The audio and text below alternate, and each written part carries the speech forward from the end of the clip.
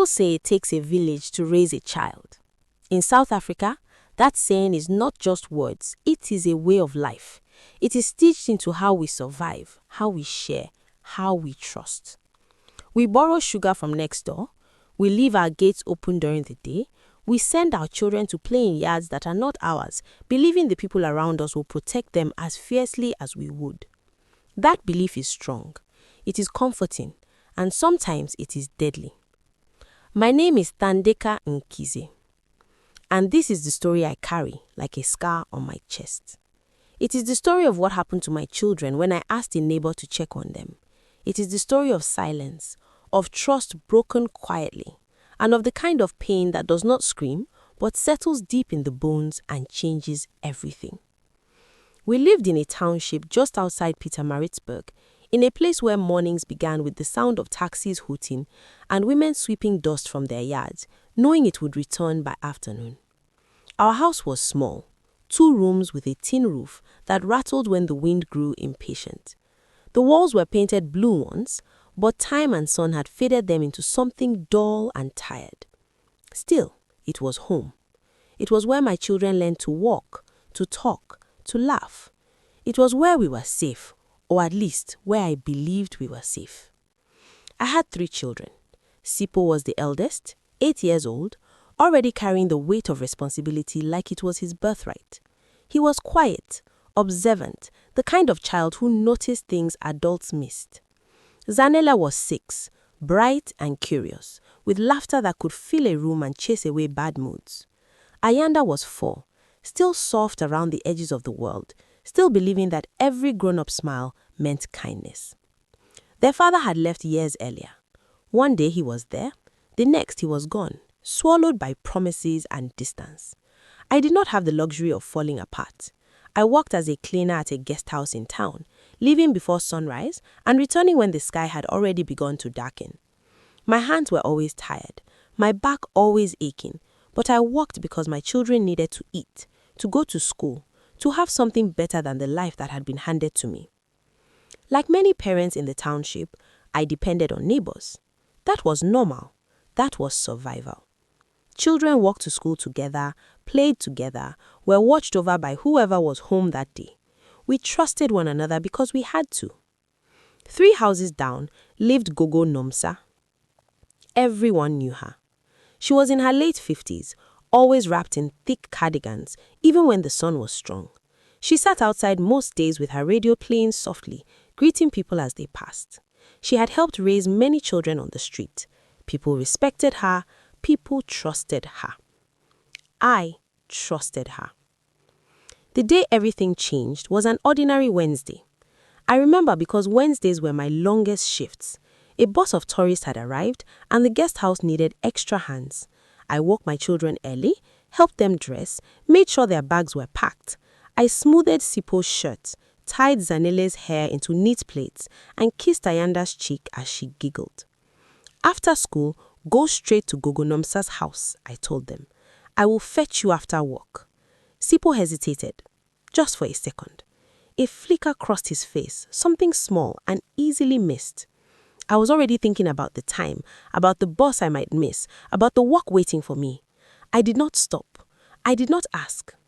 Be good, I said, smiling. I love you. We love you, Mama, they replied, their voices overlapping.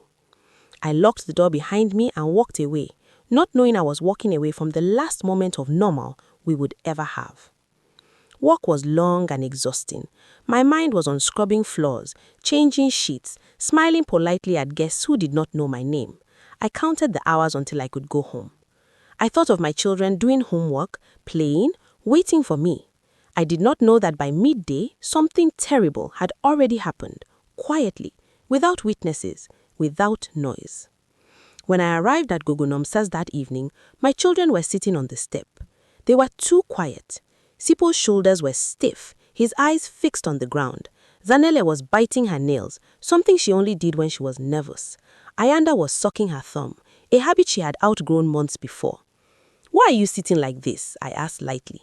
Did you think Gogo? They nodded but did not smile. Gogo Nomsa came out, slowly leaning on her stick.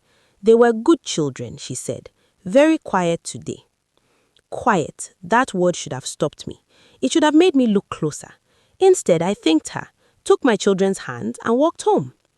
That night, everything felt wrong. Sipo barely touched his food. Zanele pushed hers around the plate. Ayanda refused to let go of me, clinging to my skirt, as if afraid I would disappear. "Are you sick?" I asked. "Did something happen at school?" They shook their heads.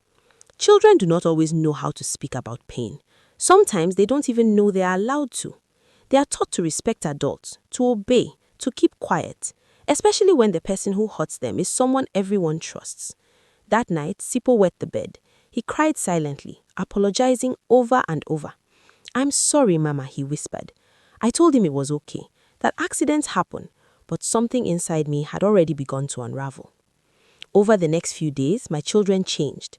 Sipo became withdrawn and angry. Zanele stopped laughing. Ayanda began screaming in her sleep, waking up shaking, her eyes wide and empty.